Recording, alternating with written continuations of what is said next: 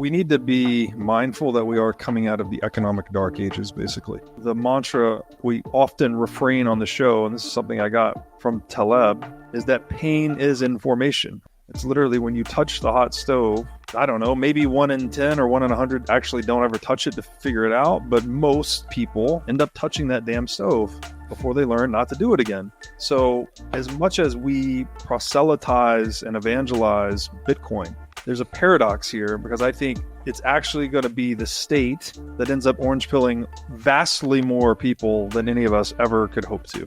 Because the state is the primary inflictor of that pain. So they're the ones hyperinflating the currency. They're the ones waging wars. They're the ones imposing capital controls. They're the ones implementing social credit score systems, et cetera, et cetera, et cetera, et cetera, right? They are the inflictor of the pain.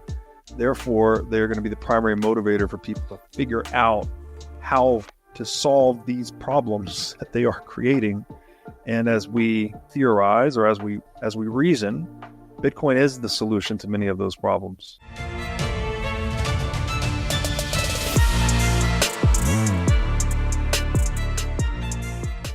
Hey everybody, welcome to the What is Money Show. I am thrilled to have you here joining me on my mission to help shine light on the corruption of money.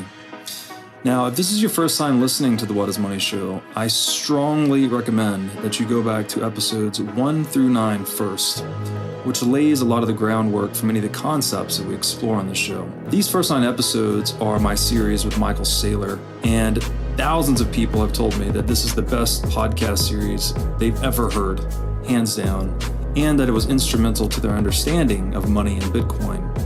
So if you're looking to start a deep dive into the nature of money, I don't think there's any place better that you can start other than episode 1 of this show.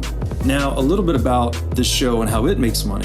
The What is Money Show is 100% sponsor based. So all of our revenues are derived from direct sponsorships. And I strive to be very selective about the sponsors that I work with, specifically only using sponsors that I use personally, and also choosing sponsors that have values which are well aligned to the values expressed on this show, such as freedom, education, self-sovereignty, etc. So what I'm going to do now is a few ad reads right at the top of the show, and then I'll do a few more ad reads in the middle. And I hope you'll take the time to listen to them, as again, these are hand-selected sponsors, and I think you'll like what they have to offer.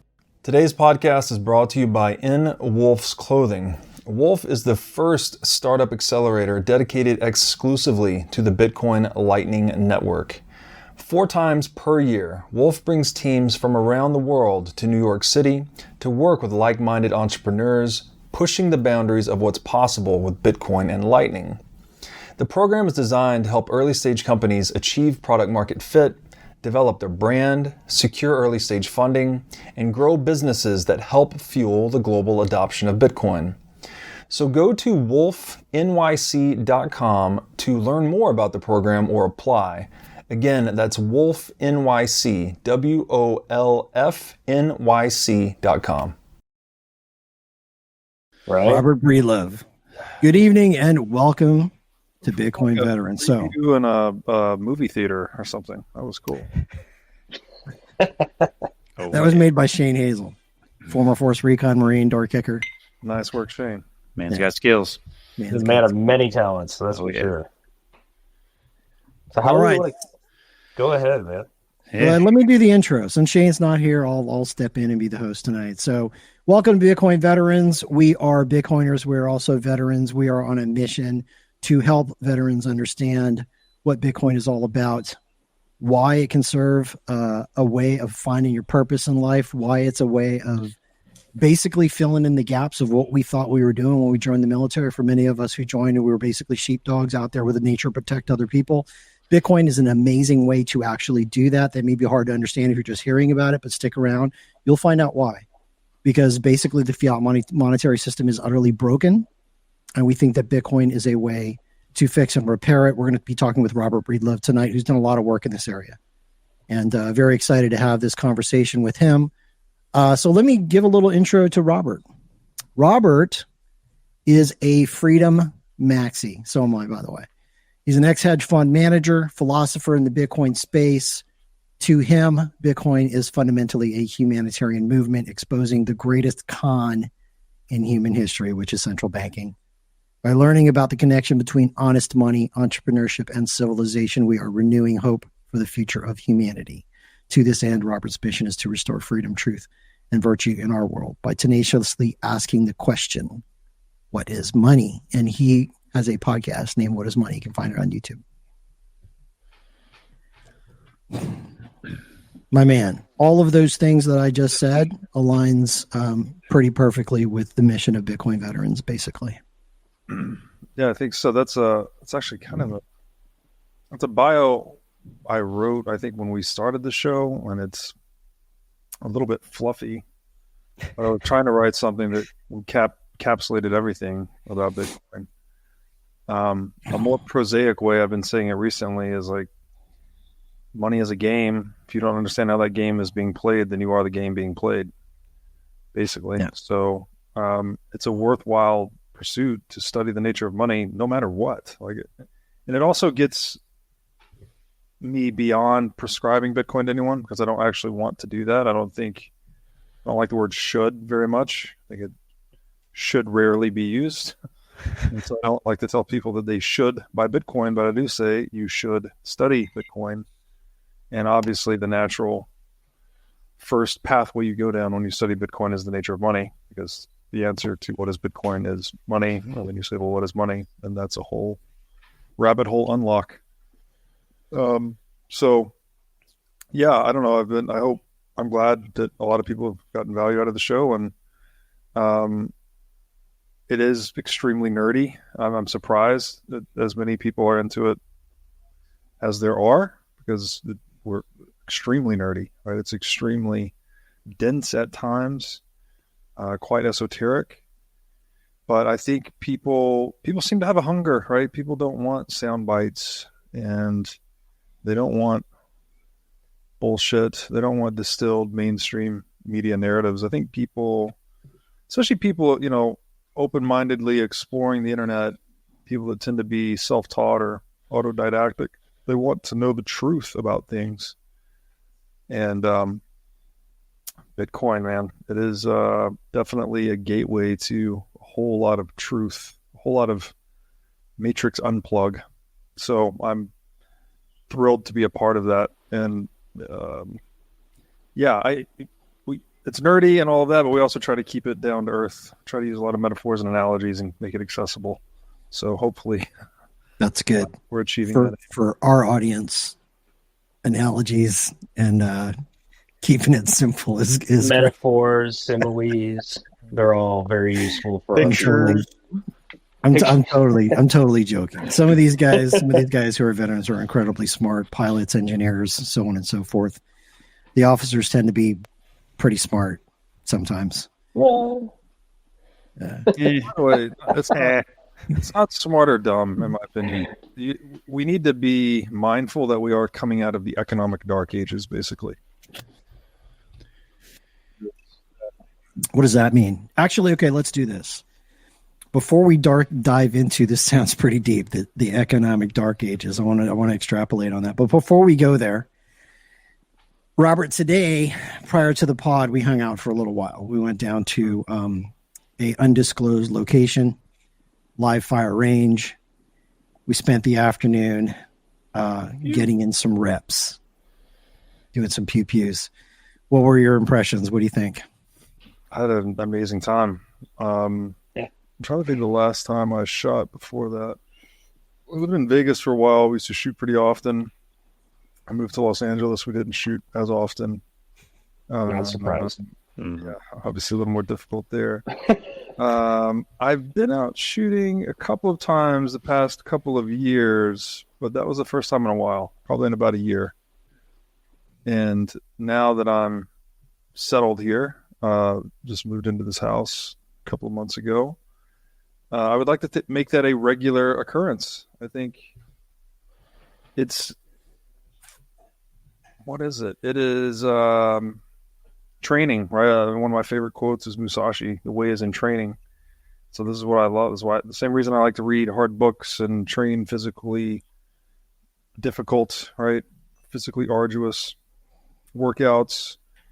I want to learn new technique and really have a good as you were saying, Alex, you're like, instead of trying to understand how to use a bunch of different guns, it's like you need to pick one or two and just know these things cold, forwards and backwards. And so and everyone had a good time, right? We were with my production guy and a couple of friends, and everyone has a blast, and it's something productive, and it's something that I guess it feels like you are claiming your sovereignty to some extent, right? You're creating a little more symmetry between you and anyone that might do you harm, whether that be a illicit criminal or a licit criminal. So it was a great time, and I think I'm going to make it a regular occurrence now that I'm down here. Fantastic. Glad you enjoyed it. I had a lot of fun too. I do love getting out there, and I call it getting lots of reps in with good friends. So yes, we will definitely do it again. Okay. So let's get into some Bitcoiny economics, what is money type things. You said something about we are coming out of the economic dark ages. Let's go. Expand on that. Yeah, I mean, it's nothing you guys probably haven't heard before, and don't mean it to sound overly embellished, but, I always try to remind myself that it was only the mid-1800s, so we're talking not even 200 years ago. So if the average person lives 70 years, right, it's 3 people ago, not that long ago in the scope of human history, that there was an actual debate on whether value was an objective property of the universe, right? They thought there was a thesis that value was made up of utils, like the elementary particle of value. And so, a bottle of water had, for example, 30 utils, and maybe a pen had 15 utils. And this explained why their price relationship was 2-to-1 on the free market, right? The bottle would be twice as expensive as the pen. People actually thought that was true, right? It was a big point of intellectual contention.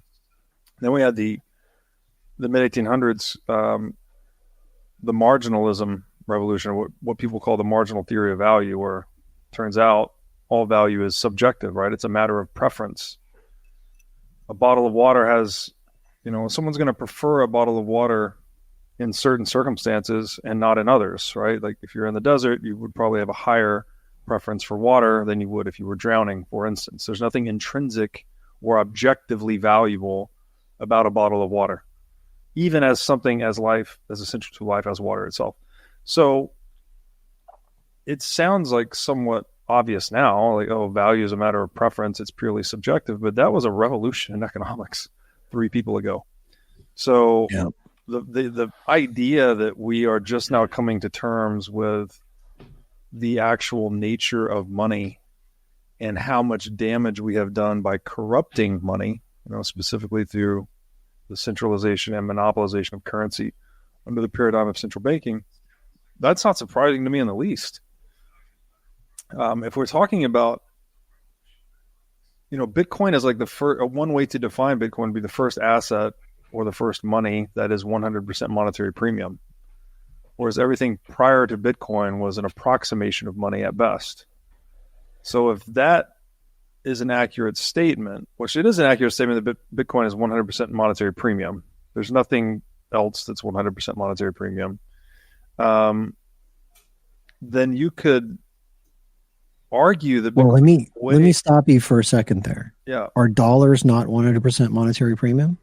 I was thinking that as I said it, actually. And this is where people get into the jargon about, they would say, so Bitcoin is fiat then, because fiat currency technically is 100% monetary premium. The problem with that is I look at fiat currency as though it has an innate liability. Yeah. And if it's not a liability, if you don't like that terminology, you could say there's counterparty risk built into the dollar. So right. Even if you take all your dollars out of your bank account and stuff them under your mattress, which is what a lot of doom preppers think is the right thing to do, you have not protected yourself from the counterparty risk of the Federal Reserve printing more dollar bills or electronically producing more dollar bills, to be more accurate, and siphoning the purchasing power out of the dollars that you stuffed under your mattress. Yeah. So whereas you might argue that there's no industrial use value for a physical dollar, which I would agree, like the paper has very limited industrial use, so most of the value is monetary premium. There's also this liability or counterparty risk component that you cannot get rid of, right? This is essential to understanding money, is the dollar was born as a debt instrument, right? It was a debt certificate for gold or for monetary metals. That was its purpose, was to make monetary metals more transactable, basically. Easier to carry, easier to store, easier to move, just by abstracting gold and monetary metals into this paper and later electronic representation. We gained a lot of economic advantages in terms of transaction efficiency. But we also picked up a lot of problems, namely counterparty risk. Yeah. And so that would be my argument there. It's not 100% monetary premium because there's a liability component. So if you think about the equation in accounting, assets equals liabilities plus equity. So if you own an asset with no encumbrance on it or no debt on it, right? You own your house, for instance, and you don't have a mortgage. Well, then assets, house worth $1 million equals liabilities plus equity. You have $0 in liabilities on that house. You have $1 million equity in your house, right? So A, 1 million equals L plus E, 0 plus 1 million. Equation balances. Now, when you add, now if you have a mortgage, you have $1 million mortgage, right? You have $1 million house. It has a $500,000 mortgage on it. That's a debt that you owe. You owe the bank that much money for your house. Well, then you have $500,000 in equity, right? So if you look at money in those terms, I would say that you could never have a dollar that would be a pure asset, right? Or pure monetary premium, because it always has that liability component, that there's some percentage of it that it is exposed to the counterparty risk of the central bank. Whereas if you own gold, you own physical gold, right? Your possession, that's what we call a bearer asset. You again have that pure ownership. There's no liability attached to the physical possession of gold because the physical possessor is presumed to be the rightful owner. Well, same is true with Bitcoin, right? You have a pure asset that if you hold it in self-custody, obviously if you have Bitcoin on an exchange, then you don't have that. You have 100% liability, actually, right? You have a claim on Bitcoin, but it's an IOU. That exchange or that bank owes you that Bitcoin. You don't have anything, actually. You have a promise. So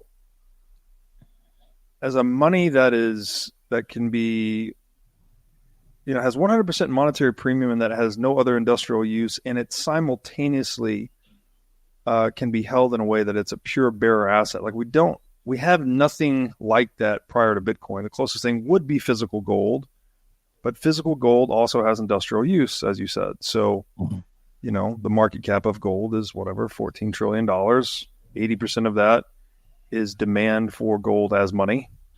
20% of that, more or less, is demand for gold as industrial metal, right? Computers, dentistry, etc. So that's an impure money. It's an approximation of money. So if you put all these things together, I think it could be argued that Bitcoin is the invention of money. Like we had approximations of money throughout history until 2009. And thanks to Satoshi for inventing the first pure money, if not money itself. So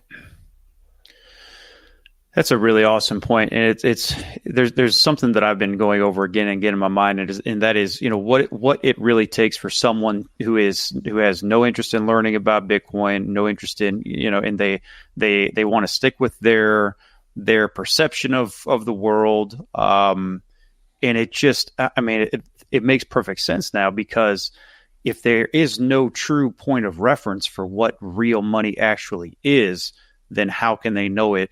How will they recognize it when they see it? And I guess on that note, what do you see is the biggest hurdle for people when when having conversations with them, and I know that your reach is vast at this point, but I mean, throughout the multiple conversations that you've had with people, I mean, what is it really that in your experience brings them to that place where they're prepared to accept the conversation and to begin to study Bitcoin on their own? Well, it's a great question, and clearly it's a general question, right? We're asking what brings people to Bitcoin, and that question has there are as many different answers to that question as there are people coming to Bitcoin. But if I have to generalize about it somewhat, there's sort of two paths, really. And I think the first path is much better than the second path, but I think people take the second path much more often. The first path is proof of work, right? You can actually do the work to intellectually study Bitcoin. You can study the work of those who have spent time studying Bitcoin. You can then go into the different rabbit holes it leads you into, like we already mentioned, money. Once you get into the question, what is money? Typically defined as the universal medium of exchange that has three functions, right? Unit of account, medium of exchange, store of value. You have to go into all those domains. Well, what is value? What is accounting? What does it mean to exchange? You get into the technological aspects of money. Well, is it a technology? It's like, sort of. There's a physical instantiation for money, historically at least. That's what metals were.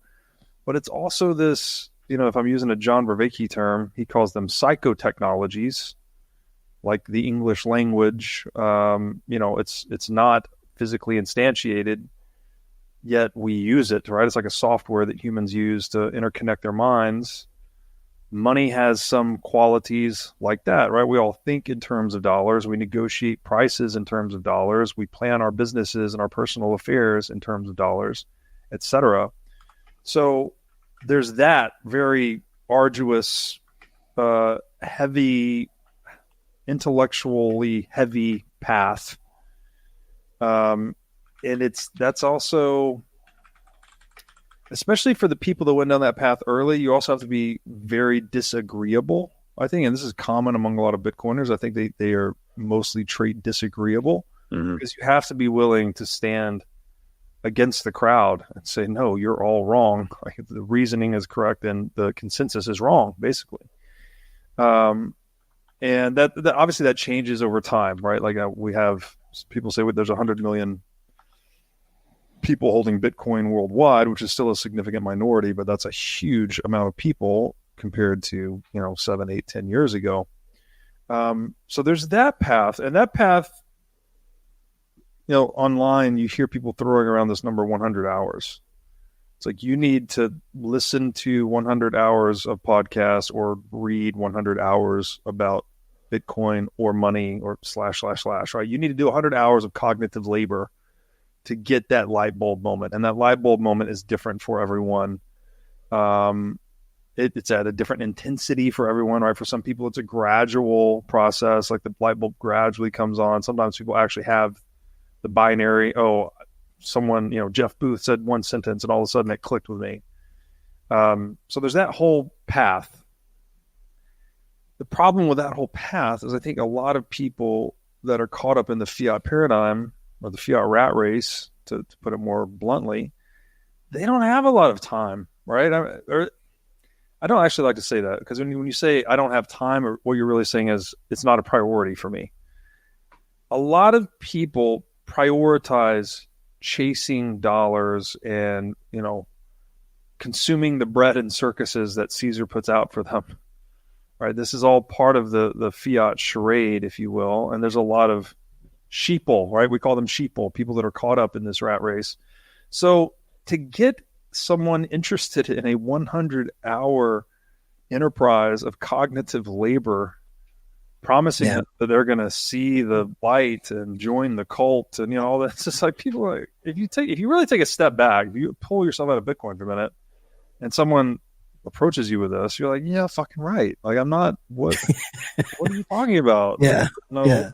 you and your friends online did not discover the meaning of all the problems in the world, and Bitcoin doesn't fix everything. Like, it's just, it actually sounds crazy from a distance. Right. So it's difficult to convince people to go down path one. So that's my point there. Path two, I think, is going to be the more common motivator for people to adopt Bitcoin, and that is pain, right? Pain. You have to experience the problems firsthand in your life that Bitcoin solves. And in that very visceral experience of not enjoying the situation, whether it is your bank account has been frozen, you are being subjected to capital controls, you are trying to survive in a rapidly inflating environment, or even a hyperinflationary environment, or maybe you're a billionaire in a certain country that's enacting certain wealth redistribution schemes, right? Or they're doing bail-ins, bail-outs, all of these fiat regulations, manipulations of the monetary system, even at the geopolitical scale, right? I think Russia had $600 billion of their foreign reserves frozen. Okay, you don't think that's going to make them scratch their head and think about what their alternatives are in terms of holding something that cannot be frozen in the future? Yeah. That was a wake-up call to a lot of countries. Yeah. So this, like, on this second road, the mantra we often refrain on the show, and this is something I got from Taleb, is that pain is information, right? Pain is that which puts you into a new formation. It's literally when you touch the hot stove. Most of us will be told not to touch the hot stove. And I don't know, maybe 1 in 10 or 1 in 100 actually don't ever touch it to figure it out. But most people, I don't know the number, the proportion, end up touching that damn stove before they learn not to do it again.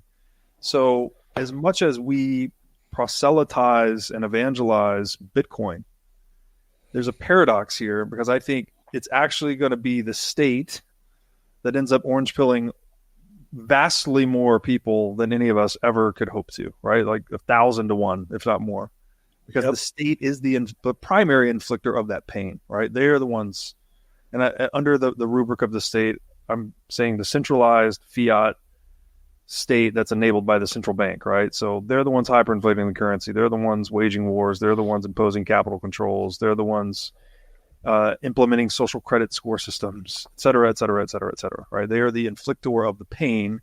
Therefore, they're going to be the primary motivator for people to figure out how to solve these problems that they are creating. And as we, I don't want to say we know, but as we think, or as we theorize, or as we reason, Bitcoin is the solution to many of those problems. And so I think pain will ultimately be what moves most people into Bitcoin. But I want to say this too, that is not you don't have to take that path, right? It is much more cost effective to learn from the mistakes of others than it is to learn from your own. And this is why it's so important to be a student, I think, right? If you think the US dollar is not going to hyperinflate, right? You're basing that on your own limited 30, 40, 50-year-old lifespan, because the dollar's been around the whole time. And so you have this presupposition that it's not going anywhere. Open a history book about fiat currencies. Any history book about fiat currencies. And just go to town. Just pick one. Go any fiat currency, anywhere, anytime, any place. Tell me how it ended. So it's like always always the same. The pain. You can learn from the mistakes of others. So hopefully that's a call to action to be a student. Well, not to mention doing that, it gives you a good grasp on how those failures of those different currencies lead to particularly impactful world events that cause other forms of pain, pain and ramifications for not just the populations directly involved, but populations secondarily and tertiarily related to that particular system.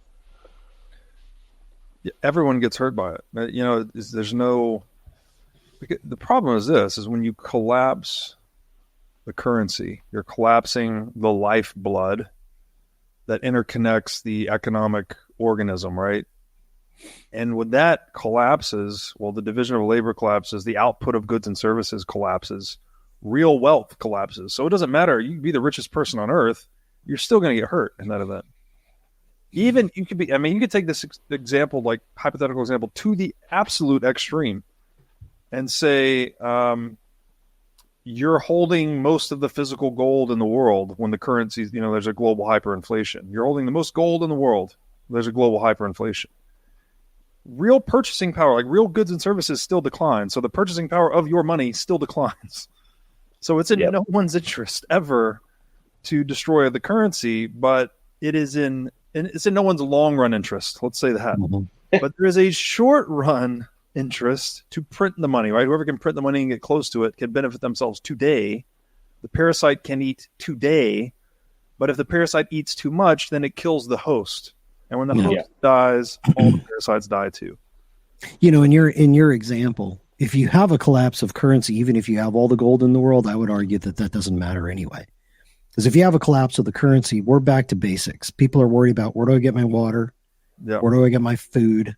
My electricity might be shutting off. What happens to refrigeration? What happens to the refrigeration of medicines that a good percentage of the population depends upon? Mm-hmm. How much food is left? All the things, right? And I would argue that most people, you could say, okay, well, I have all these bars of gold. Can I give them to you for like whatever? And if people are like, man, I just need water and food. Yeah. They aren't going to give any craps about your gold. It's absolutely true. Yeah, the purchasing power of gold is proportionate to the amount of goods and capital we've built up in the real world.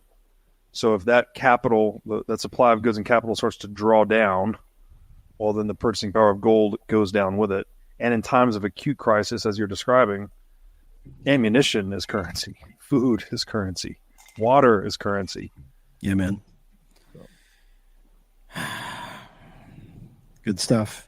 The other way to think about it too, because Robert, I just listened to like your most recent discussion with Andy and Jesse, and you had brought up something that I think you and I had talked about that I think that helps really get the value of like having a genuine money like Bitcoin, as far as like the blood and oxygen for an economy similar to like a body, is that like you compare an economy to an ecosystem, right? That's basically what an economy is an ecosystem, or it's an ecosystem of ecosystems even. Mm-hmm. And you and I had talked about complex adaptive systems in the sense of, I think we talked about like probably like the lionfish or something like that, where people need to understand that if a currency gets hyperinflated away in the same way of like a food source for a particular creature in an ecosystem, the balance of that entire system gets completely thrown out of whack, and then like it can get so bad as like the population of one predator runs all the way up, causes the collapse of another species, and then the entire ecosystem has to completely reset for anything to actually continue growing into the future. Yes. Forget multivitamins and other supplements. Animal organs are the most nutrient-dense foods on the planet. You can get 100 times more nutrients from organs than you can from muscle meats. But the problem with eating organs is that they are difficult to find in stores, they are difficult to prepare, and even when they are prepared well, they often don't taste great. Thankfully, Heart and Soil Supplements has made consuming organ meats so much easier by providing powderized organs in capsule form. Organ meats include everything your body needs to thrive: vitamins, minerals, peptides, proteins, and growth factors. This is why organ meats were the most prized foods for our ancestors. Fortunately for us, Heart and Soil makes these treasured foods easily accessible. So go to heartandsoil.co today and use discount code BREEDLOVE to get started on your journey to optimal health and vitality. Again, that's heartandsoil.co, discount code BREEDLOVE. Over the past 9 years, I've been going through a pretty serious struggle with my personal health. It started with a sharp pain and stiffness in my hip after a lifting injury, which I later learned was related to some pretty extensive inflammation in my gut. Then I developed an autoimmune issue, and soon I was having joint pain all over, skin irritations, and all kinds of digestive issues. I visited many doctors trying to figure out what was wrong, but none of them were able to help me fix any of my issues. I eventually started to see an energy healer with whom I had some limited success, but it wasn't until I started working with the biohacker Anthony DiClementi last year that I was finally able to start making real progress on my healing journey. Anthony spent a lot of time with me learning about my specific situation and worked with me to adapt a custom health plan to address my needs. Anthony has served as a personal biohacker for celebrities, billionaires, and professional athletes all over the world. Besides helping people like me overcome health issues, Anthony and his world-class medical team also help guys that just want to optimize their cognitive performance, guys that want to pack on some muscle, and guys that just want to get shredded. Anthony keeps a tight book of business and is selective about the clients he brings on. To apply for Anthony's biohacking services, text Breedlove to 847-943-7221. Again, to apply for Anthony's biohacking services, just text Breedlove to 847-943-7221. I want to reel it in for a minute because we're talking about at this point extreme tail risks. Yeah. Right? Most people who are going to listen to this are going to go, unless they're prior military, are going to go, that kind of stuff's probably never going to happen, which is probably true. So let's talk about this in more practical terms. What's highly likely to happen in your view? And then after that, I want to switch gears completely and maybe talk a little bit about forever wars, the military industrial complex, stuff like that. But before we get to that, what's realistic in your view next 10 years? You just laid out the most dangerous course of action. Now lay out the most probable course of action. Well, let me first say that just predict the future for us live on air. No pressure, bro. Those who live by the crystal ball are bound to eat glass. So, ooh, never heard that. That's good. Really? Oh, wow. I mean, this applies to any human, right? If they're going to tell you something about the future, it's like, well, take it with a grain of salt. Obviously, none of us have a crystal ball. So I'm not saying although I may sound emphatic when I say it, I'm not saying it with like, this is going to happen. Of course, that would be ridiculous. Okay, look, in general, I don't know. Where are we at? We're kind of in this, man, it's crazy to talk about. So there's a lot of things happening, right? We're going through the transition of an age, first of all. So again, this is what I think. I don't know if you can prove it or not. I don't really know if you'll know that it actually happened until retrospect. When we were transitioning from, let's say, the agricultural age into the industrial age, I don't think that people living during that time had this bright line. If you're like in year one of the industrial age, you're not like, oh, thank God we're out of the agricultural age and we're in the industrial age now. Like, whew, yes, that farming shit was getting old. Now we can go work in factories and build cities and planes. Like, you don't know that it's happening while it's happening, right? However, I think we could make a pretty strong argument that we are well into the early days of the digital age, right? We've had a disruption in the media paradigm, for instance, right? There used to be kind of these few to many broadcasting model, right? There's a few centralized broadcasting, both television networks, radio networks, newspaper distribution networks that distributed to many people. That was much more centralized, much more easy to control the narrative, for instance. Well, in digital media paradigm, as we are enacting right now, we have this many to many media model, right? Where people can just log in from different places in the world and have open dialogue about whatever, and the bandwidth is effectively free. And then when you publish this, it lasts basically forever on the internet. So that is one indication. Media technologies are a good indicator when the transition of an age is coming, right? You could also look at what the printing press did to the medieval church, right? That was a good example. That books were very expensive, luxury item, and then all of a sudden they become very cheap. People develop literacy and numeracy a lot more easily because books are more plentiful. And then all of a sudden people are, engaging in critical thinking, and then the medieval church stops being the dominant institution in the land.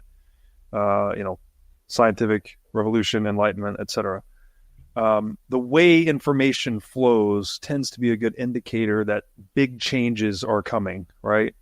And I would say the one defining feature of the digital age so far is that the liquidity of information has never been higher, right? The speed at which we are generating data and moving information around the world has just never been higher, right? There's plenty of charts supporting this. I don't know the exact numbers, but it was something like we created more data in the past 3 years than like the rest of human history before that, something like that, right? Online.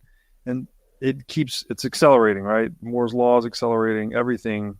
The acceleration begets more acceleration. So it's exponential. So if we assume, let's just assume that we are in the transition of an age and we're moving from the industrial age into the digital age. Well, now, by way of analogy, imagine trying to speak with someone at the end of the agricultural age about all of the miracles or products of the industrial age, right? This is a guy who lives on a farm. He's probably got animal-powered farming equipment, a pitchfork, wooden housing, whatever you would assume, I guess, for kind of a basic agrarian. And you're like, yeah, we're going into this industrial age now. We're going to build giant cities with really tall skyscrapers made out of steel and glass. And we're going to have cars that are made of metal, and we'll build airplanes that fly through the sky made out of aluminum. And we'll have wires that, fiber optic cables that connect the world to communicate. And we'll have telephones and telegraph. None of those words that I just said, like not 95% of those words wouldn't even make sense to the guy. He's like, I don't know anything that you just said.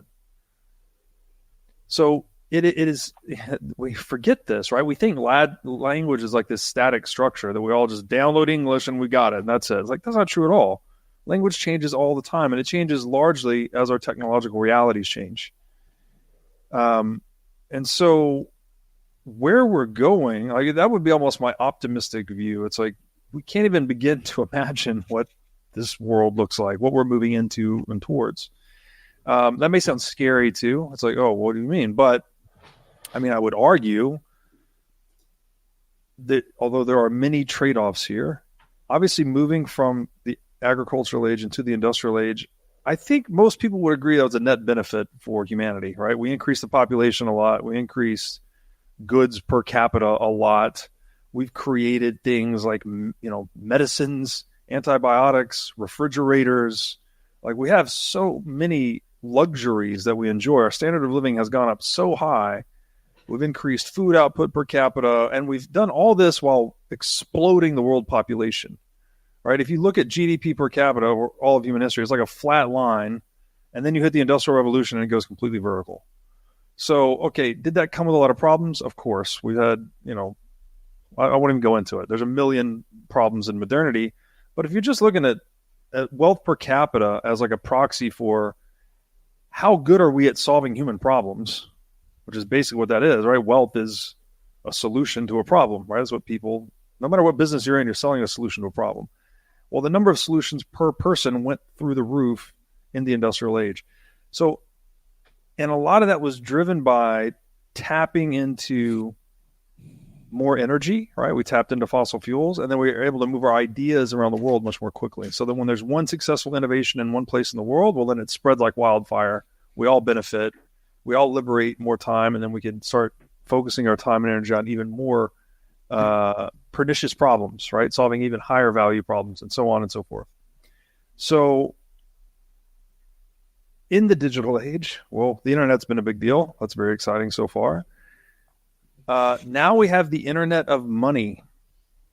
All right. And so Bitcoin, let's already say that we're going to get those benefits that the industrial age gave us in terms of information and communication, but we're getting that again exponentially larger with the internet.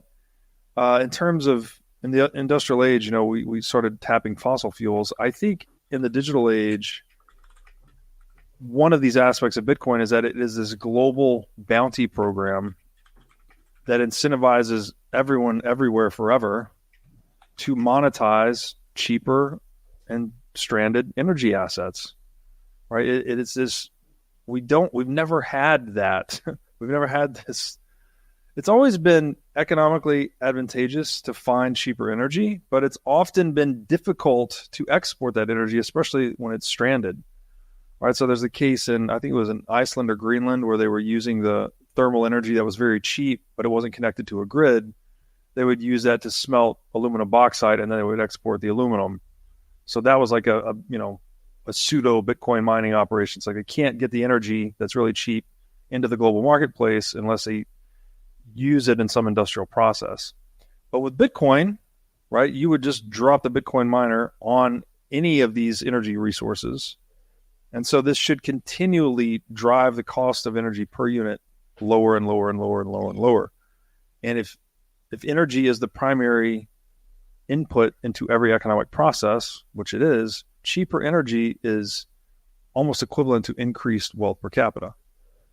So you've got digital age, mass communication, paradigm shift, information moves much faster, easier, has more permanence, is cheaper.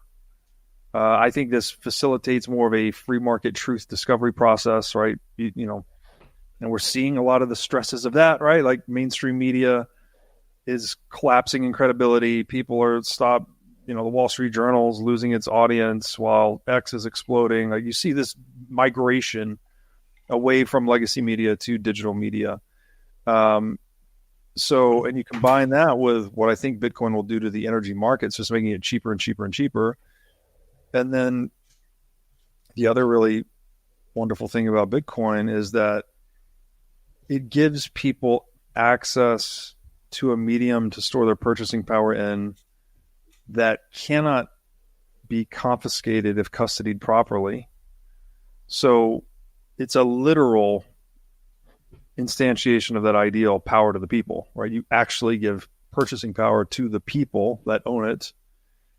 And then if they don't like the way they're being treated in their local jurisdiction, well, then all of a sudden, we've always heard vote with your feet, right? Oh, if you don't like America, then go elsewhere. It's like, well, okay, that's sort of useful if you're a productive person, if you're a healthy taxpayer, if you've got a lot of assets. We won't talk about the exit tax, which if your net worth's above $2 million, well, Uncle Sam's going to take a chunk of that before you leave. Bitcoin changes the negotiating leverage in that relationship, because now people can actually vote with their feet in a way that's much higher signal. Let's say they can leave with their purchasing power in a way that's uninterruptible or unstoppable and unseizable, so they can go to those jurisdictions that they are treated best in. And so when you combine these things, and then I guess the other piece was obviously Bitcoin, as more people move their purchasing power into that medium that can't be confiscated, inflated, or stopped, then you're reducing inflation as a revenue option for the state. So no longer can the state get away with just printing money to fund whatever they want. The example I love to cite here is the war on terror, the quote-unquote war on terror in the United States, which is a marketing euphemism, right? I don't think it was a war on terror. I think it's our latest imperialistic campaign as the global hegemon. Between 2001, and then when I looked at these numbers initially, I think it was between 2001 and 2019, so roughly 18 years, we spent $2.5 trillion on the war on terror. And in that same time, we printed $2.8 trillion. Just 0.3 trillion more than the cost of the war on terror. So we literally printed all of the money to pay for the war on terror. And if you took that number, that 2.5 trillion, and divided it by the number of U.S. households, I think it came out to like $80,000 per U.S. household.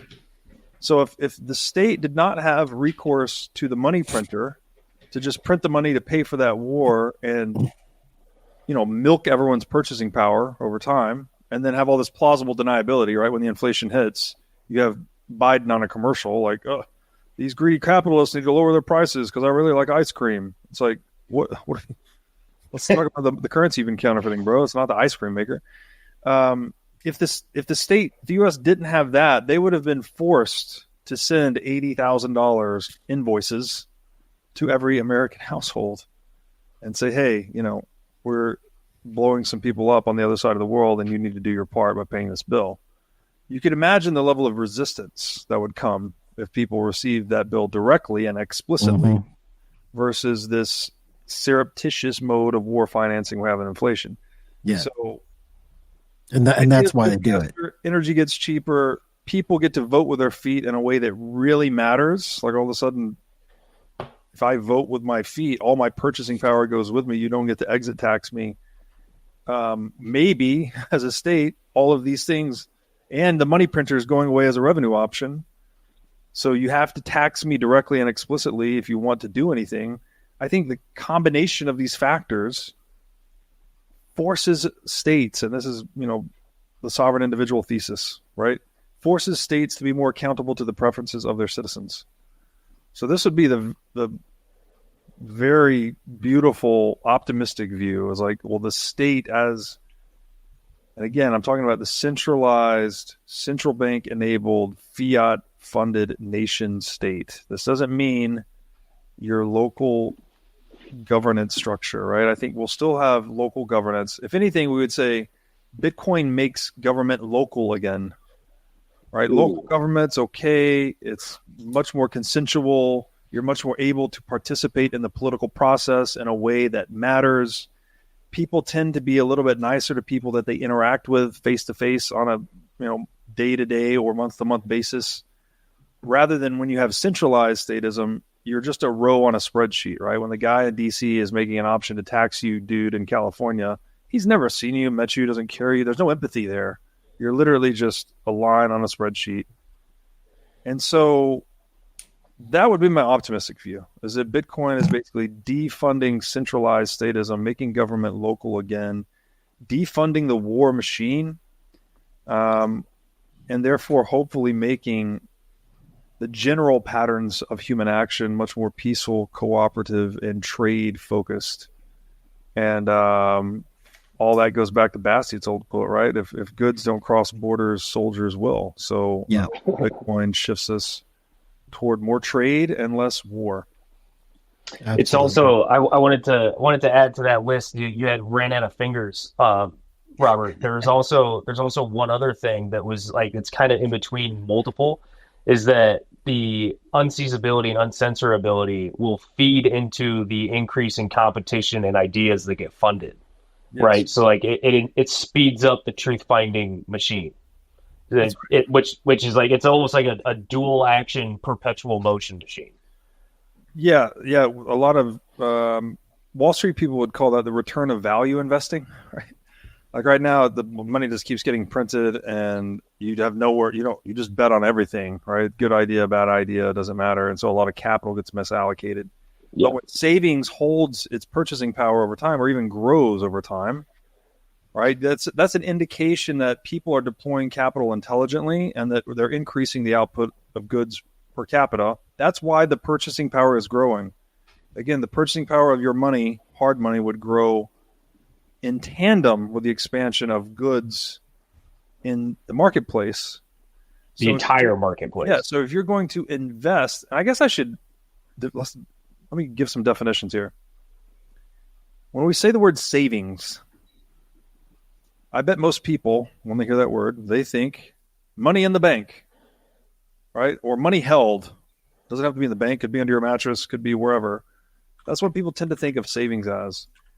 But the economic definition of savings is goods that have been produced but not yet consumed.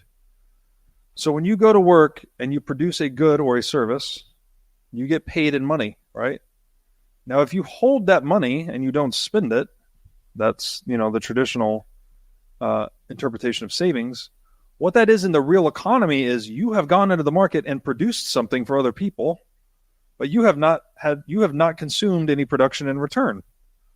Right? So you've added to the global stock of goods and services, but you haven't subtracted from it yet.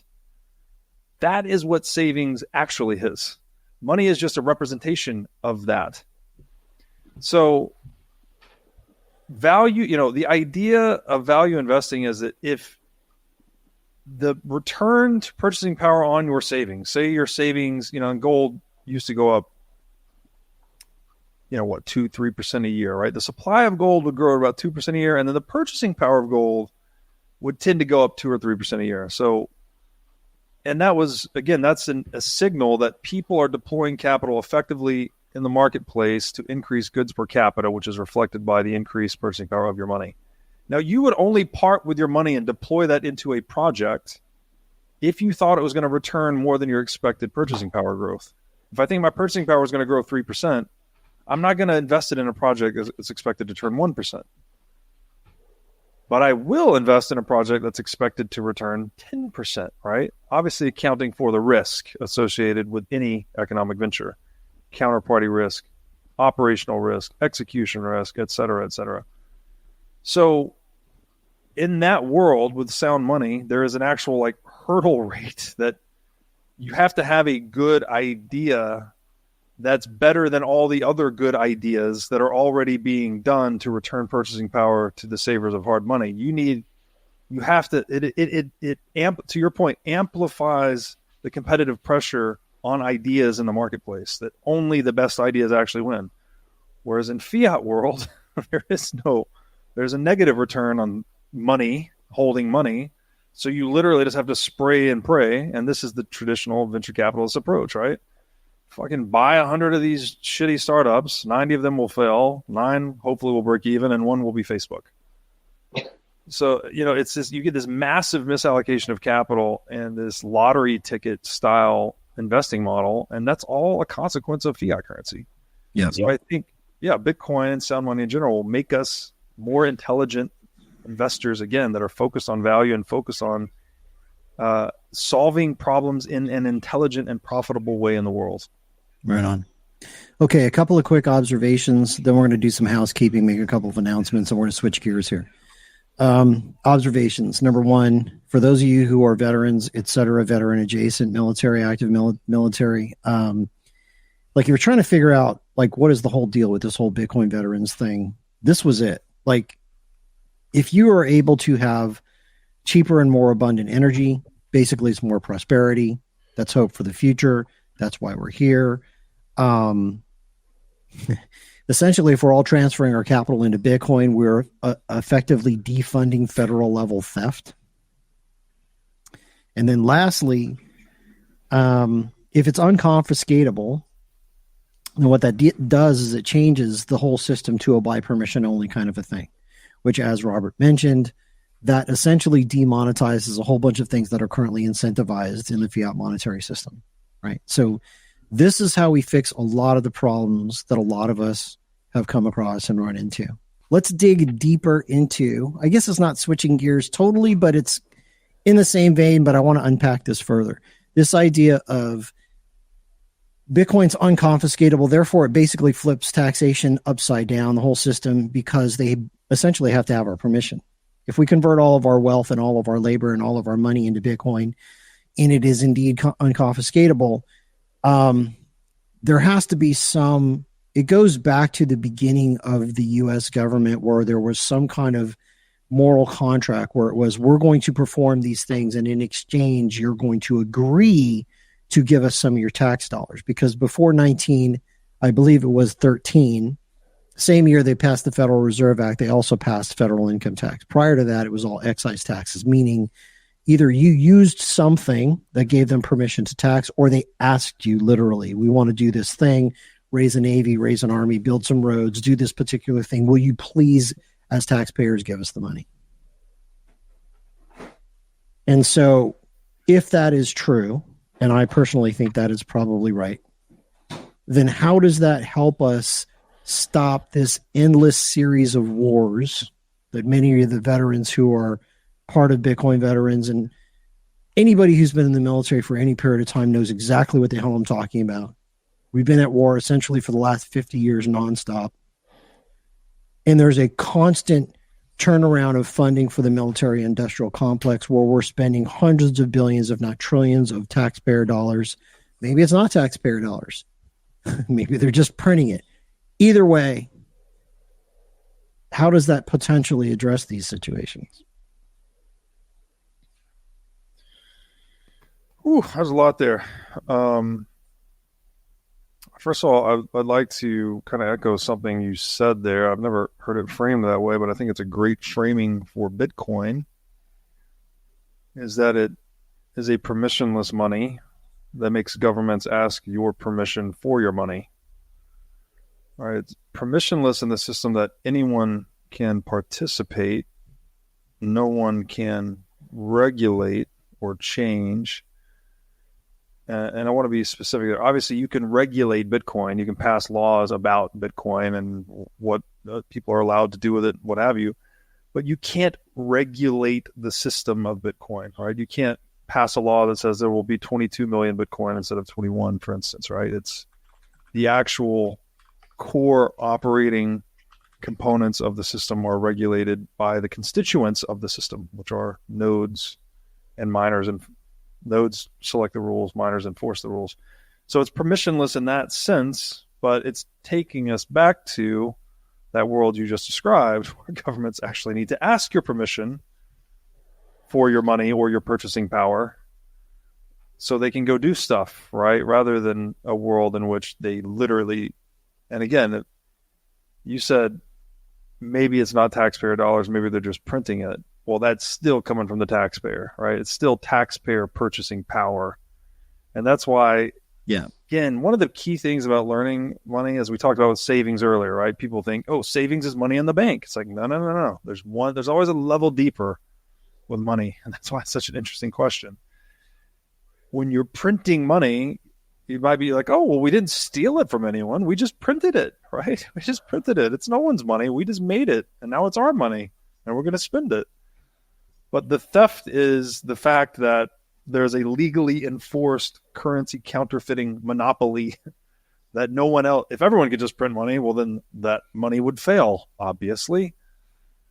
And people would choose a money that no one could print. That's why we got gold, by the way, right? Gold was the commodity that sufficiently exhibited necessary properties of money, but it had the least flexible supply. So it was the most difficult thing to quote unquote print. And that's why people chose to save purchasing power in gold, because it was insulated from the counterparty risk of others. People couldn't just arbitrarily print it. So, I just wanted to kind of drive, just echo that point back to you. And then you also said that we've been at war for 50 years, basically nonstop. I mean, the immediate quote that comes to mind is Ron Paul's quote, right? It's no coincidence that the century of total war and the century of central banking are the same century. All right. Once you go off of the gold standard and people are no longer able to redeem those dollars for gold, something that no one can print, well, then you have removed the mechanism by which people can call the dollars bluff, right? If you overissue dollars and there's too many in circulation and there's not enough, the government or the central bank's not holding enough gold to justify those dollars in circulation, which is to say they don't have enough assets on their balance sheet to satisfy all of their outstanding liabilities, which is to say they are insolvent, right? If you lose confidence in the solvency of that organization, then you would go and redeem your dollars for gold. You would retire the liability that they owe you, and you would redeem an asset off of their balance sheet. This is what kept governments in check, basically, and let people effectively vote with their feet / vote with their wallet, right? You could literally move your gold from one regime into another regime if they're being too irresponsible with the money printing. But 50 years ago, well, that option was broken, right? In the 1971 Nixon shock. And so is it any coincidence that we've been in war nonstop for 50 years in the same period that governments have been able to print money ad infinitum with no one able to call that bluff on their solvency? No one able to say, you know what, I don't think you've got it. Show me what you got. Like, you can't do that by force of law, right? And you can't enter the money printing business by force of law. So we have institutionalized violence pointed at individuals saying, you don't get to play this game. Only the shareholders inside of this central bank do, and you don't. That's a two-tiered economic system. Yeah. In Africa, they call it apartheid. right? This is an unfair game. What game? Name a game that has a 2-tiered rule system that we would call a fair game. What does that mean? What does that even mean? Like if we go to play basketball, I'm like, well, my shots count as they're all 3-pointers, and yours are all 2s. Like, is that a fair? Like, what the fuck? No matter what you do, no one's gonna play that game. And then to make it worse, like say you're still smoking the guy, right? And you're just nasty, and all his shots are 3s, all your shots are 2s. You're still smoking them. Well, the guy has the power to change the rules in real time, like anytime he freaking wants. Print more money. They have the power to change the rules and enforce it by rule of law. The power to change the rules is the power to win in perpetuity. And if you're playing against someone who has the power to change the rules, then you're going to lose in perpetuity. And that's what fiat currency is in a nutshell. It's like you can't win that game. And this is why I say, when it comes to money, if you don't understand the game that's being played, then you are the game being played. And so I don't know if that answered your question completely, but those are the things that came up for me. And like, there is no answer to endless government overgrowth and endless government warfare other than fixing the money. There's literally, what did Rothschild say? Give me the power to issue a nation's currency. I care not who makes its laws. As Jeff Booth says, money is superordinate to law, right? Law doesn't matter. Law can be changed through money. So if you have the legal monopoly on currency production and you have sold this psychological operation to a population, then you can do anything you want to them, up to and including convincing them that forcibly injecting experimental genes into their body is good for them. Oof. And so we have to decorrupt the money. You have to get the corruption out of the money. Otherwise, I don't know. I think it goes deep. Obviously, I think it comes out a lot in the show, but it's all I view it to be almost like a metaphysical corruption, like a corruption of the human soul itself. And I don't know. Thank God for Bitcoin. And if you don't fix the money, you're doomed to continue to repeat the cycle until you do. Exactly. Yeah. A simple way to say that. And I think this is one, as disagreeable as Bitcoiners are, I think there's one point of pretty strong agreement, and that is that incentives really matter a lot. And you could almost reduce humans to just incentive responsive creatures. Yeah. Yep. It's almost everything. Yeah. So if you have very broken incentives, or you have, again, a system in which one group of people can literally change the rules of the game, which is the power to win forever, but it comes at the cost of having a schism in society, right? You have people inside the central bank legal monopoly, and you have all of the victims outside. That's the price of that power. That's terrible, right? We'll never develop a sustainable human civilization under that model. Never. Because you have predator-prey dynamics between human beings. And so what is Bitcoin? Bitcoin is just a level playing field, right? We all are actually equal in the eyes of Bitcoin. It's a long-held ideal of Western civilization, equality in the eyes of the law, right? The law. You've seen the statue, Justice is blind. She holds the scale in her hand, right? And she holds a sword in the other. But she's blind because she doesn't see. It doesn't matter who you are. Justice treats you all the same. That does not exist in a world with central banking, right? Justice doesn't exist, frankly. But Bitcoin actually is blind. Bitcoin is actually blind. And is therefore, it treats all of us justly and impartially. In the system that matters more than law itself, which is the system of money. I'd like to thank my friends at Swan Bitcoin for their long-standing support of the What is Money show. Swan's mission is to help millions of people get into Bitcoin, so they built the best solution to set up recurring Bitcoin buys and automatic withdrawals into cold storage. With the Swan app, it takes just 2 minutes to sign up and start buying Bitcoin. If you're a new customer, you get $10 in free Bitcoin for signing up, and the first $10,000 of Bitcoin you buy incurs 0 fees. If you're an existing Swan customer, then the next $10,000 of Bitcoin you buy now incurs 0 fees. So if you love to recommend Bitcoin to friends and family, then Swan is the best place to start. So go to swanbitcoin.com/breedlove to get started today.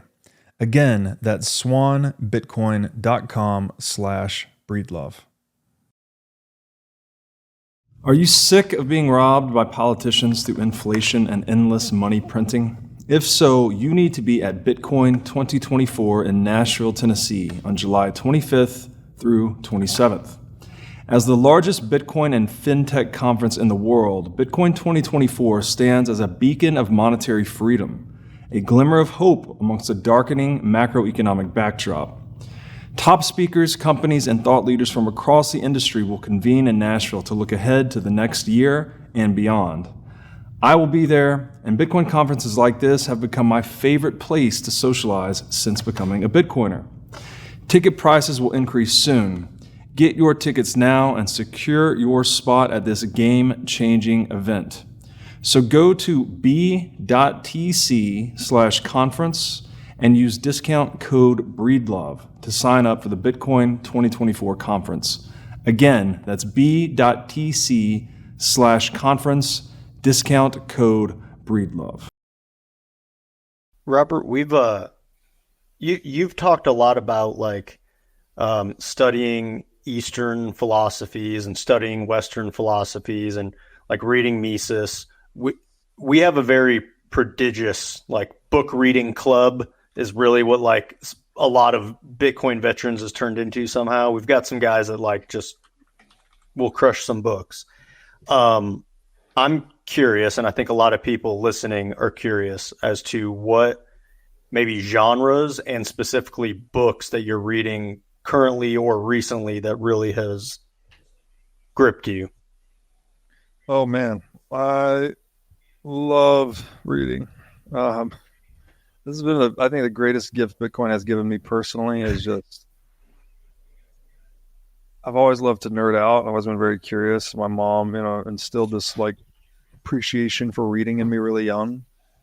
And Bitcoin has just thrown gas on that fire. And it's become obviously a profession for me too. So I get to do this for a living now, which is even more amazing. So I'm so glad you asked that question. Early on in life, pre-Bitcoin, when I first started reading, it was astrophysics because I was just fascinated by the stars and I wanted to figure out what all that was. I read a lot of that. I think that really persuaded me to become pretty rational atheistic in a way. My views on the world were, I was very irreligious. I thought religion was, fairy tale for adults. Then I really started to focus on business and economics in late teen, early 20s. And then I started doing yoga in my early 20s and then started to get very serious into Eastern philosophy. So this is all pre-Bitcoin. Again, I didn't really let's see, how old was I? 30, I guess, when I really started to get into Bitcoin. So it was early 20s. And so, Sun Tzu, Musashi, I think I was very influenced by Taoism, actually. There's a saying in Taoism that the Tao, which we call the Tao, is not the Tao. It's talking about the limitations of language, which is something we really go into on the show a lot. I didn't know starting the podcast, what is money, we'd end up just talking about language all the time. We're talking about etymology. We're talking about how, what do words mean? There's always this problem of demarcation between the meaning of words. And a lot of argumentation seems to be centered on people not having the same understanding of what a word means. So anyways, yeah, Eastern philosophy. And then more recently, post-Bitcoin, I've been getting very into Neoplatonism, Neoplatonic philosophy. So, all right, on Neoplatonism, I'll throw out one book right now. I'm going to throw out two books, actually. The second one's not so much Neoplatonism, but I love the author. Author is D.C. Schindler. This book was recommended to me by John Vervaeke as one of his favorite books, and it is... I didn't know anything about... I hadn't read much about Plato, Socrates, anything before this book. The book's title is Plato's Critique of Impure Reason. Again, the author is D.C. Schindler. Phenomenal book. Could not put it down. Just devoured it. It will teach you how... Someone said, there was some philosopher that said, all of Western philosophy is just footnotes to Plato. And this book will give you a sense of that. Like Plato and Neoplatonism more broadly, there's obviously Plato had his predecessors and his people that influenced him, and there's many people that have been influenced by him. And Socrates is the archetype in Plato, right? He's using Socrates as like the archetypal philosopher, and it's an excellent book. Another book by D.C. Schindler. This is not so much in the Neoplatonism category, but it was excellent. The Perfection of Freedom. These are very hard. That one's actually very difficult. I would say start with Plato's Critique of Impure Reason. Perfection of Freedom is a difficult book, but I found myself highlighting probably half the damn book. It was so good. D.C. Schindler just responded to my email today, actually, and agreed to come on the show. So I'll have him on this. That's cool. I'm going to throw out another book because it's sitting right next to me, but this one was actually recommended by Mike Hill, who was on the show. We did a long series together. He also recommended the book Leela by Robert Pirsig, which is the sequel to Zen and the Art of Motorcycle Maintenance by Robert Pirsig. We have a whole series on that show, on that book, on the show. You can check that out, called the Mike Hill series. I highly recommend that book as well, but I won't talk about it now because we have a whole series on it. But Mike recommended this book to me, Metaphors We Live By, and also by the author. Is it the same? No. So this is a co-authored book, George Lakoff and Mark Johnson. And there's another book by George Lakoff. This one's much harder and longer. He's co-authored with Rafael Nunez, Where Mathematics Comes From. I'm writing a piece about this now, but metaphor is very serious. Like, I think all of our words and phrases are metaphorical. And, oh man, what's a good way to talk about this? Container metaphors. I'm going to run in the race. What does that mean? It means I'm going to participate in the race. There's no race that's like a bucket that I'm going to get inside, right? That's a container metaphor. When I say that, and it allows, what metaphor does is it allows you to interpret one type of experience in terms of another type of experience. And so I think we're constantly translating between our physical experience of the world, and then we create we metaphorize different aspects of that experience into thought. So another example, and this is not just word. This is like, it's how we form concepts. So we're mediating between our perceptions and our conceptions, right? Our actions and our ideas through metaphor as like the mediating tool. So an example of a conceptual metaphor is argument is war, right? She attacked all my weak points, right? He's dominating this debate. We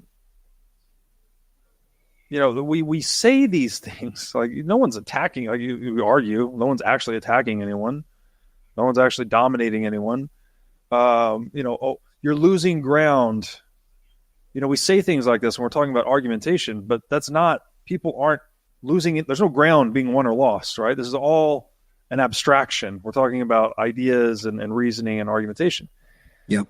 But that influences how we actually enact arguments. So it's like we actually win and lose arguments, right? So anyways, I think when you start, and you can also check out John Vervaeke's The Meaning Crisis, where he talks a little bit about this. And at the end, he said, do you understand what I'm saying? The word understand, by the way, is metaphorical. It means to stand beneath, to get a deeper perspective on something. The ancient Greeks called this hypostasis. He says, do you get my point? Right? A point, obviously, is a tactile metaphor, right? Two things converging together. Do you see what I am saying? Well, you don't see what people are saying. You hear what they're saying. So why do you say see, right? It's like we in the same way that we live totally immersed in money and maybe that's why it's so hard to talk about, because it's literally the water in which we swim.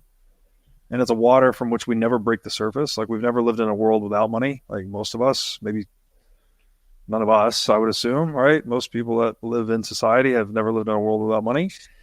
I think we live cognitively and experientially fully immersed in metaphor. Like, it is so pervasive. Yeah. So anyways, I don't mean to go on and on about it, but that book has really changed how I look at the world. And yeah, so those are some good ones. What is another good one? Man, I usually read two at a time. What I'm reading right now is let me look at the title. It's a book on relationality. It's called Relation as Ontological Ground, but it's called here it is. Heidegger, Neoplatonism, and the History of Being. And the subtitle is Relation as Ontological Ground. That's a very, very good book. And it's a mouthful. Yeah, it's a mouthful. It's very difficult. But I just love this stuff. And I'm reading that in conjunction. That's a physical book. I'm reading that in conjunction with a Kindle book called An Ecological Approach to Visual Perception, which is I don't know if I'd recommend that one. That's very hard, but talks about how animals see things. Another one that I enjoyed recently that was recommended by, I think this came from Svetsky, actually. War Speak. That's 6. 6 books. I might have one or two. I'll stop there. No, that's awesome. Nietzsche's Victory Over Nihilism. I don't think I agreed with everything in the book, but I didn't know a lot about Nietzsche. And, it was Nietzsche where we got the term the sovereign individual, actually. Yeah. And so all right. I'm gonna share one with you really quick, and then we're gonna go to Gabe for a question, and then we're gonna move to wrap up here pretty soon. So part of Bitcoin veterans, sort of the culture, so you understand the culture. Like, we're big believers in resilience. We're big believers in embracing the suck, so to speak, doing hard things, being uncomfortable on purpose, because that's where you grow. We're big believers in respect and honor, and restoring respect and honor among men. A great book that talks about this kind of stuff. I'm going to read a quick quote and I'll show you the book. So the quote is, "A man who is more concerned with being a good man than being good at being a man makes a very well-behaved slave." And that's a quote by Jack Donovan, and the book is The Way of Men. So this is something that we recommend all of our guys read. I think you would enjoy that. The Way of Men. Okay. Donovan, you said? Yeah. Okay. I'll order it right now. He has it's actually like, he's got 2 follow-on books too from that, first off, just like Way of Men, great book. But then if you want to dive deeper down that rabbit hole, he's got Becoming a More Perfect Beast, and third one, Way of the Barbarian or something. Yeah. Like that. Yeah. The Way of the Barbarian.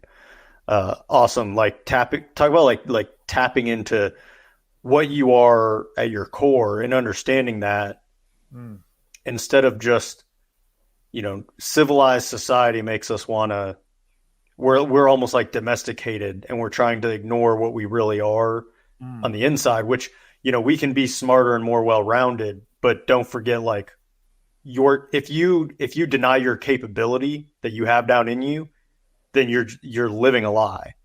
Yes. I agree with that wholeheartedly. That another thing about today, like, to get in touch with that ancient masculinity. I mean, I don't know what it is about shooting guns.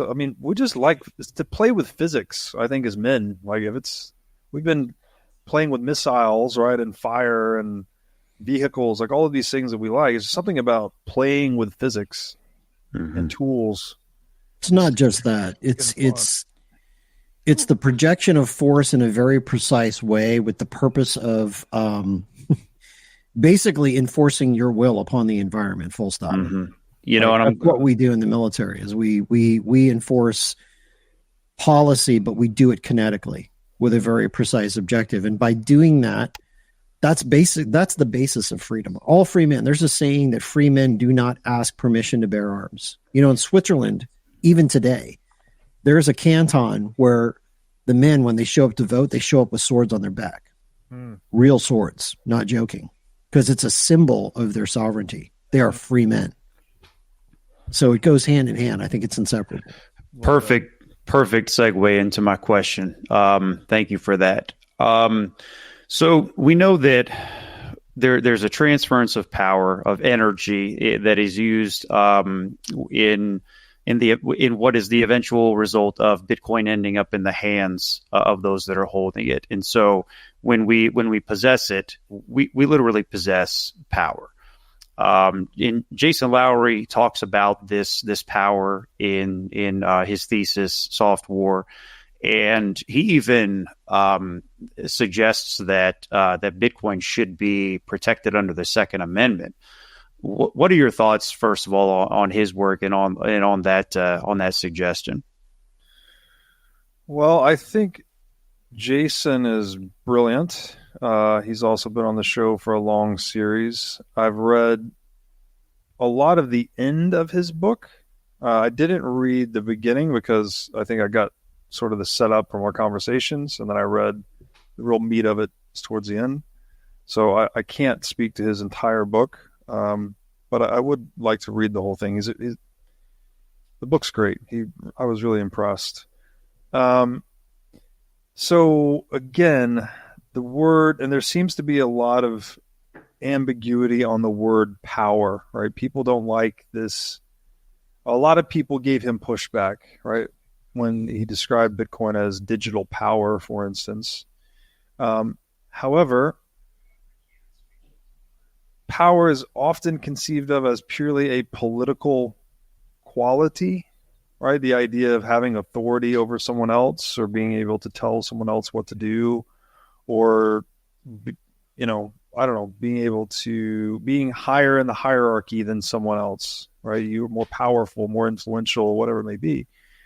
But that's all in the sphere of, human action and politics. There's also this distinctive amoral physical dimension to power, right? Just the physics definition of power, which is, I think, what he's talking about mostly. Is obviously they're related, right? It's energy per unit time, right? So how much energy can you project per unit time? That's power per physics. Now, the more power you can project per unit time, that, as you just described, Alex, right? You are imposing your will or policy kinetically. Well, that gives you political power, right? Like, this nation was founded in a rebellion, a kinetic rebellion against England to declare its sovereignty as the United States. So they're related, but they're not the same, right? It's not okay to just say power and then people think, oh, well, it's just political and just arbitrary and imaginary and whatever. It's like, no, there's also this physical dimension, and they're interrelated, and really the political depends on the physical. So, but there's another, and this is a weird one too, right? This is, again, where money trips me up, because the main feature of money is that it is an instrument for transmitting purchasing power across time and across space, right? But what in the hell is purchasing power, right? Purchasing power, it's almost like the inverse. It is the inverse of a price, basically, right? Price is how many dollars does this good cost? And purchasing power would be the reverse. How many goods does this dollar cost, basically? So how many goods is the dollar worth versus how many dollars is the good worth? Purchasing power is a strange one, right? Because it's something that we arrive at consensually, right? You can't really force someone to want to buy something, right? You might be able to force them to take it, or you could forcibly take something from them. In terms of forcibly manipulating the market price or people's preferences for certain market goods, that's much more difficult to accomplish. So, and I guess this kind of gets back to the idea earlier of when we said Bitcoin is like a real instantiation of that ancient ideal of power to the people. I think purchasing power, and this maybe is why Rothschild said that quote, right? Give me the power to issue a nation's currency, and I care not who makes its laws. And as we said earlier, for Jeff Booth, money is superordinate to law. We're saying purchasing power is superordinate to political power. Maybe superordinate to physical power as well. If physical power can't be used to confiscate that purchasing power, it can render political or physical power impotent. Doesn't mean you can't be killed. Bitcoin's not a force field. It doesn't make you invincible. But if all of a sudden me killing you doesn't pay me because I can't get your purchasing power, which is not the case if you have a chest full of gold, right? I just kill you and take your purchasing power. So my physical power turned into purchasing power. If we change that relationship between physical power and its ability to acquire purchasing power, then maybe we change all of our structures of political power. Yeah. That's how I see it. And so the question about the Second Amendment, like, I don't know. I'm not a constitutional I appreciate the Constitution. I'm born in America. I think it's probably one of the greatest implementations of human freedom we have ever created, especially in a decentralized republic, constitutional republic, as we were originally founded, not a democracy. I believe in all of that. However, I ultimately think that because it's just scribbles on a piece of paper, it's not good enough, right? You need incentives backing that. And we've done our best to create them, and we've done a pretty good job. But I've said this somewhat tongue-in-cheek before, but I also kind of mean it. I think Bitcoin is more American than the U.S. Constitution, like in the sense of spirit and ethos of preserving life, liberty, and property and holding the sovereignty of the individual above the sovereignty of the state. I think Bitcoin is more enabling of that ethos than the U.S. Constitution. Yeah. And that may sound extremely radical, but I don't know. That's my view. And so should Bitcoin be protected under the Second Amendment? I'm going to withhold my opinion about that because I don't know the implications, frankly. Like a lot of people I've heard say, oh, well, if you do that, then it's a weapon, then they're going to classify it as munitions. And I'm like, I don't know. Yeah. What I'm here to tell you is that this thing is more American in spirit than the whole Constitution. That's fair. Yes. Even okay, bigger. So here's a thought in line sort of with Jeff Booth talks about money is superordinate to law, which I agree with. Law is superordinate to government because government comes from law. Mm-hmm. You can't have government without a set of laws, right? That's how it all starts. Money is also superordinate to power because power is basically control of your environment. And anybody who's in the military knows that what we do when necessary is we extend political power via kinetic spectrum to influence the environment. Every aircraft carrier that the United States has, every carrier battle group costs money. All the training of the sailors and the airmen who are flying those planes costs money. The Pentagon budget of almost $1 trillion a year costs money. I would argue that the most powerful military on the surface of the planet costs money. And if you had a budget of $1 trillion a year, you could pretty much exert whatever force on whatever nation in the world you wanted to. You could bomb any nation probably into the Stone Age. So money absolutely is superordinate to all of those other things, law, government, and power. Oh my gosh. What time is it? I think it's story time. Okay, Robert. This is how we end the show. Okay, we get it, Jordan. What? Let's explain to you blame the producer. What story time is. So story time is basically where Robert, as the guest, you get to tell a story that you like, that you think is funny or interesting or impactful on your life. Just something that you thought was important to you. Like some of the stories we've done in the past, like the military guys have a very dark sense of humor. So we like to share stuff that probably really fucking sucked at the time, but in hindsight is really, it's funny afterwards. So, just something that was maybe super challenging for you, or something super impactful for you, something that that impacted the way you look at business, the way you run your life, whatever it is. Like, what do you think is important to you, impactful, or maybe funny, something challenging that you dealt with in your life? Man, you asked me that question, and it's like when someone asks me to tell them a joke, and I immediately freeze. I'm like, shit, I don't have a joke. Okay, no joke. Either A, tell us what was one of the most impactful things that ever happened to you, or B, something that sucked really bad. So the thing that comes to mind, and it's not funny, so sorry, guys. No, maybe I'll tell a joke at the end. We'll laugh at you anyway. I'll tell you a dad joke real quick. Did you guys hear about the fire at the campground? It was intense. Whoa. Oh my god! My dad joke. Nice. Dad joke for the win. And this is why Robert's a philosopher poet instead of a comedian.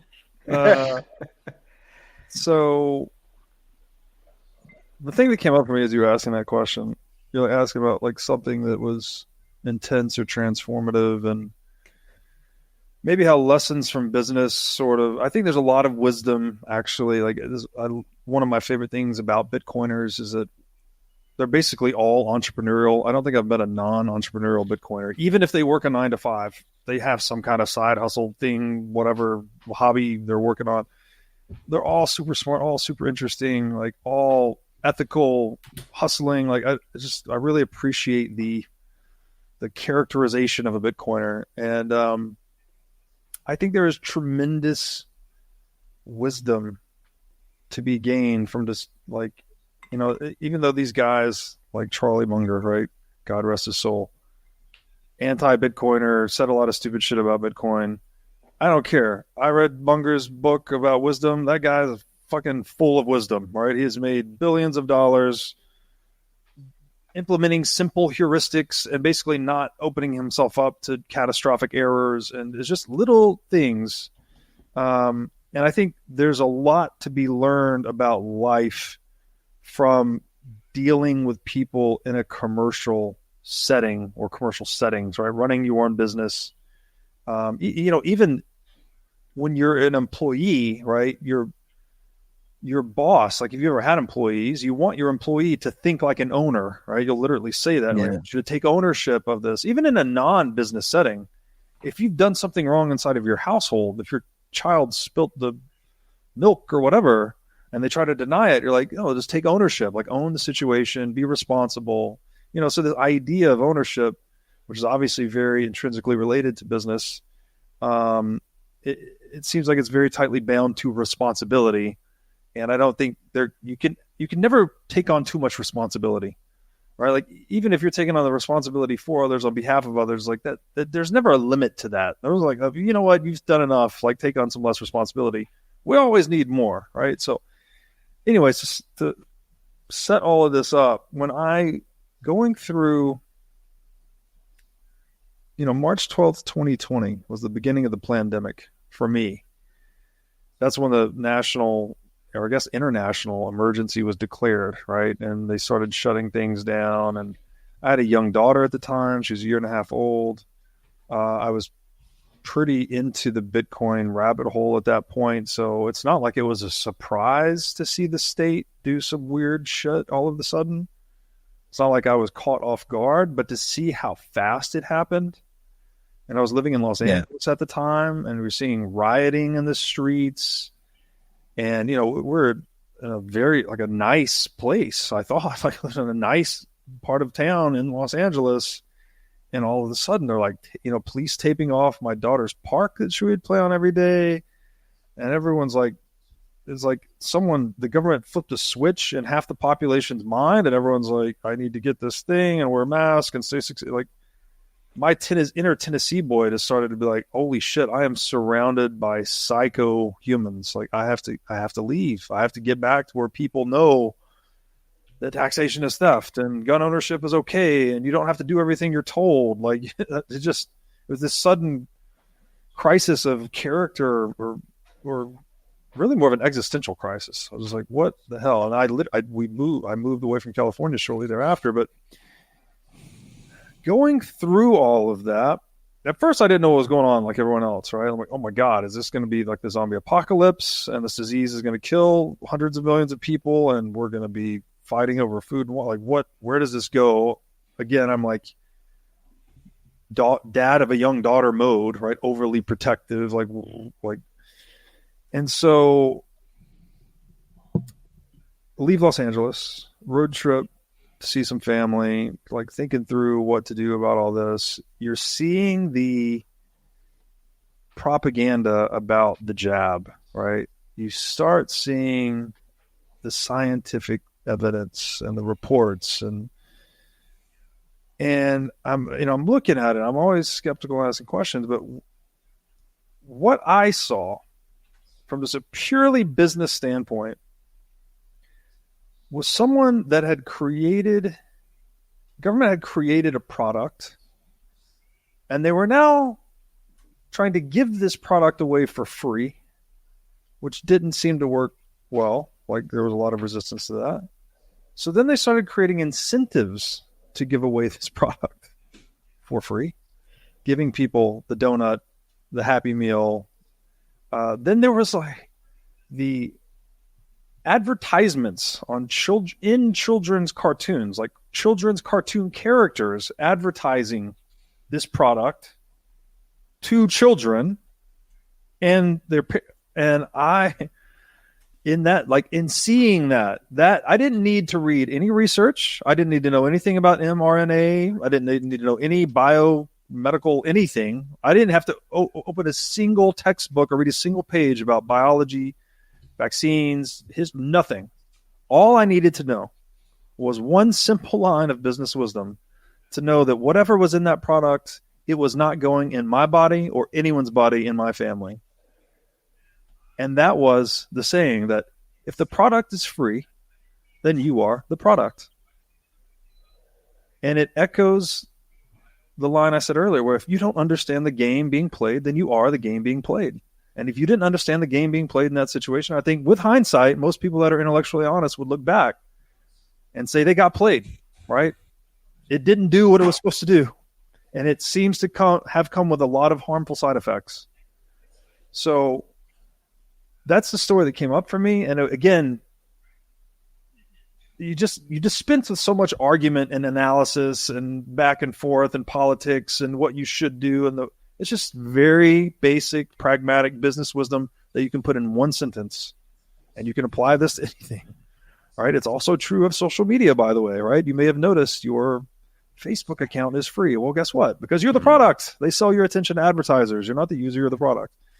So that was, that's how I saw it. And I think it was an accurate assessment of reality. So I'm grateful to the wisdom of business and whoever said that. I don't know who said that originally, but I heard it at some point, and it, I think, was a real good thing in my life and my daughter's life. So I'm grateful for that. Right on. Hell yeah. Hell yeah. All right.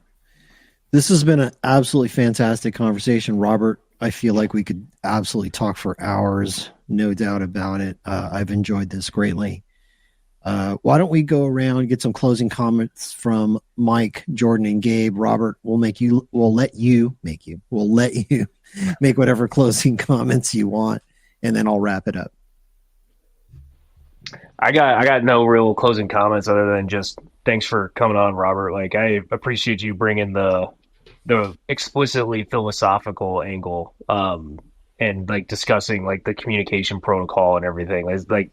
As you know, like, cause I've chatted with you and then like all the other guys here and like all of our viewers is like, I appreciate talking about the things that are tangentially related around the whole Bitcoin topic. Like talking strictly Bitcoin and only Bitcoin can get old and repetitive. So I appreciate you bringing that to the show. Likewise. Thank you.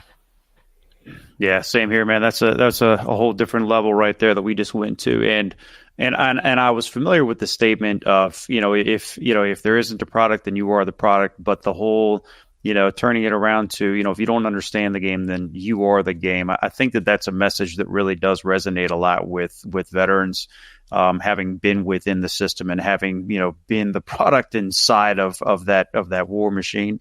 And the fact is, I mean, a lot of us are pissed off about it, and that's why we're here. So I appreciate you voicing that message in that tone and sharing that with us. So and also thanks for the book recommendations. You've given me some more stuff some more of investments to put in. And I also heard somewhere that it's not hoarding if it's books. So I'm just going to keep on stacking them up around the house, man, because they just keep on coming in through the door. But yeah, thanks for being here. I appreciate it. It's been awesome. You're quite welcome. Yeah, to echo everybody else, I really appreciated this conversation. I feel like we could have talked for 3 more hours and still only scratched the surface. And I think, that's kind of something you touch on a lot in your conversations, is how, because it's kind of Bitcoin touches everything, you can kind of dive into everything. And I think we went deep on a lot of things and still only scratched the surface. And that's just that's a really cool thing about, Bitcoin, kind of. It's it's the thing that frees up your time to allow you to go pursue your passions and read. I love to read. It has taught me how to better use my time because I value my time so much.